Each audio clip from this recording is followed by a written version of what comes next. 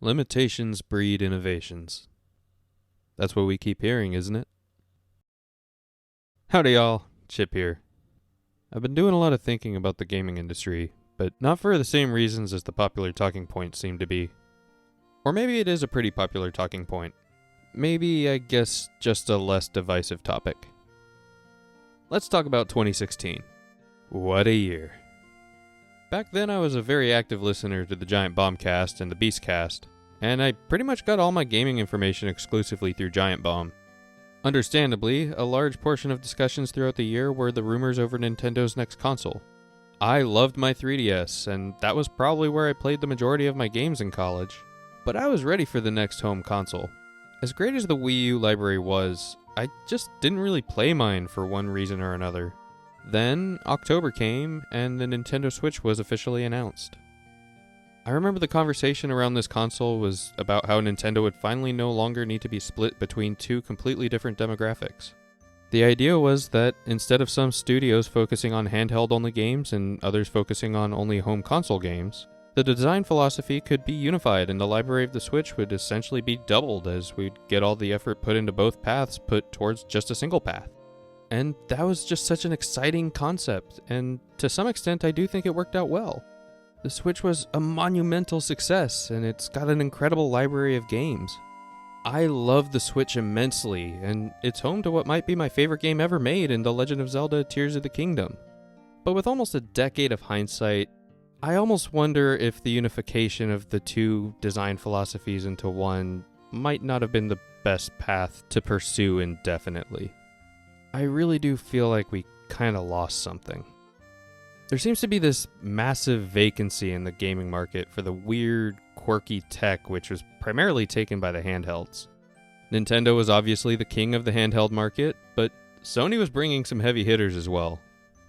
The Game Boy lineup, the Nintendo DS lineup, as well as the 3DS, I think we could lump those two together, and then the PlayStation Portables and the Vitas.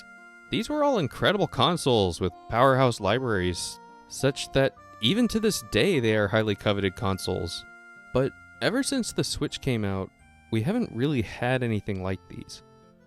Even during the prime Switch years, I bought a Switch Lite just because it felt so much better playing games portably in that form factor than with those kinda janky, loose Joy-Cons.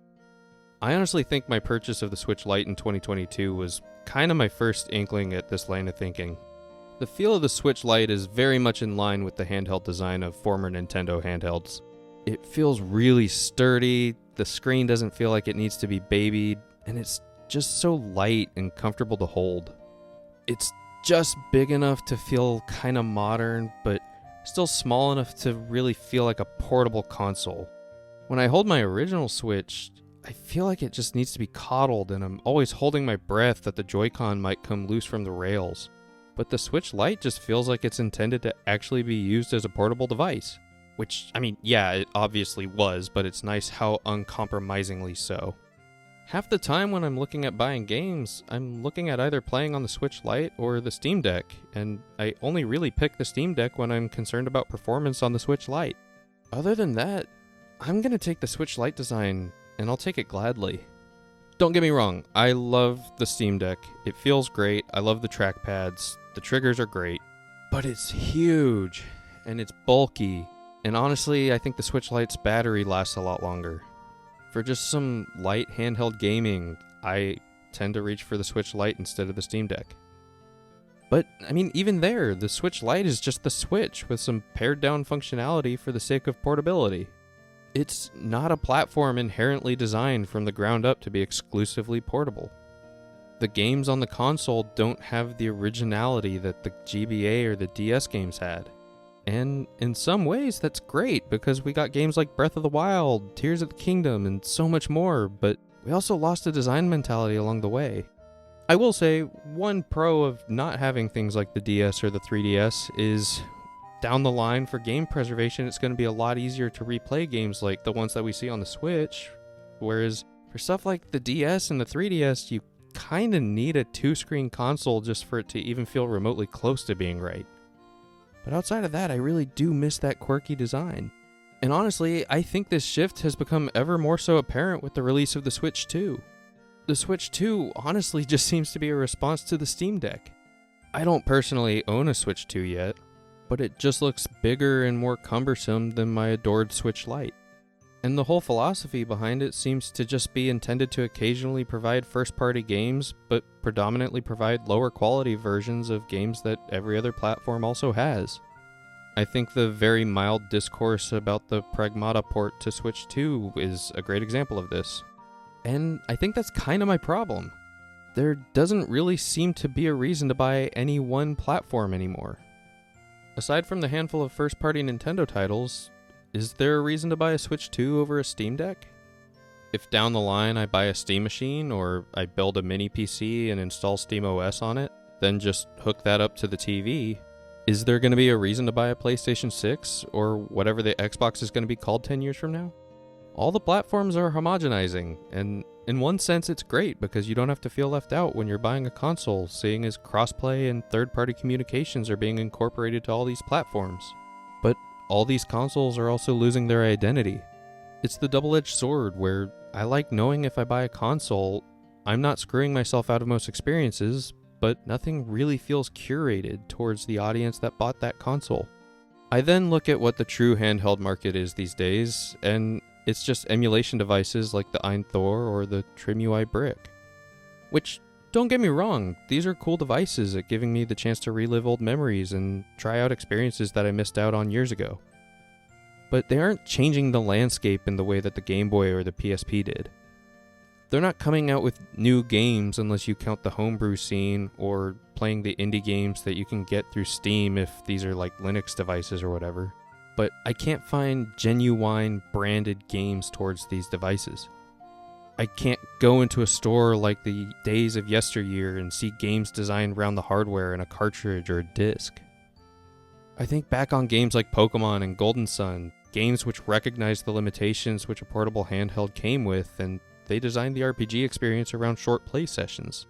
I think the homogenization of gaming devices to just have a different flavor of computer has kind of run its course in terms of benefiting us, and it's now just flattening the landscape of what kind of games we'll be seeing moving forward. Honestly, outside of the Playdate, I don't think I've seen a platform designed around curating certain experiences release, and that really breaks my heart. It's unfortunate for me to see that in the last 10 years, the only new handheld that's released that provides anything new is more just a novelty than an actual competitor. You know, a little anecdote. Last year, I read a book. Shocking, I know.